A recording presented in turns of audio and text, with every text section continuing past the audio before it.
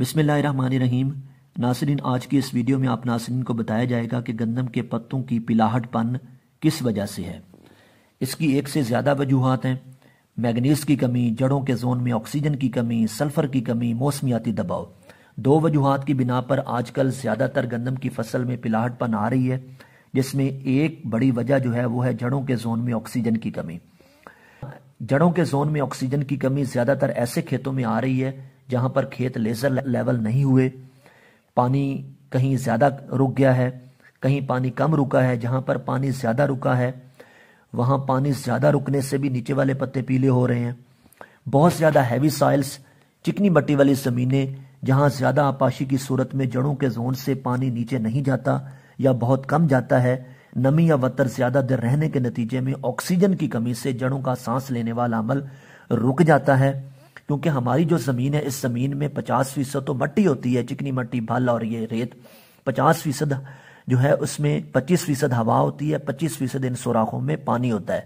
جب ہوا والے حصوں میں ان سوراخوں میں ہوا کی جگہ پر بھی پانی بھر جائے گا اور لمبے عرصے تک بھرا رہے گا تو جڑیں صحیح طریقے سے کام نہیں کر پا رہی ہوتی اور نائٹروجن نہیں لے پا رہی ہوتی، لہٰذا گندم کے پودوں کے پرانے پتے پیلے ہونا شروع ہو جاتے ہیں۔ اور نائٹروجن چونکہ بڑی تیزی سے ٹرانسلوکیٹ کرتا ہے، ایک پتے سے دوسرے پتوں میں چلا جاتا ہے، تو آہستہ آہستہ یہ پھر پلاہٹ پن جب بڑھے گی تو یہ اوپر والے پتے بھی پیلے ہونا شروع ہو جاتے ہیں اور بعض اوقات پورا کھیت بھی پیلا ہو جاتا ہے۔ نائٹروجن ابتدائی مرحلے میں گندم کی فصل کے پلاہٹ پن کی زیادہ تر وجوہات نائٹروجن کی کمی ہے۔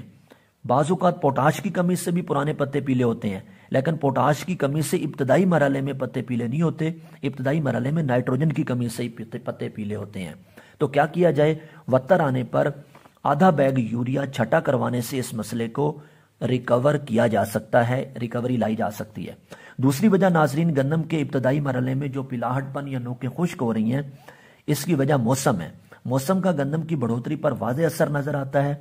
خشک زمین یا زیادہ تر پانی کھڑا رکھنے والی زمین اور بالخصوص ایسی گندم جو کم گہرائی میں کاشت کی گئی ہے، ایسی زمین میں گندم کی فصل کی جڑوں کی بڑھوتری متاثر ہوتی ہے، اور دن کے اوقات میں اگر زیادہ دیر دھند رہے تو پودوں کی جڑوں کی بڑھوتری رکنے سے خوراک کی سپلائی گندم کو کم ہو جاتی ہے اور نتیجتاً گندم کے پودوں کی نوکیں خشک ہو جاتی ہیں، جیسا کہ آج کل خشک ہو رہی ہیں۔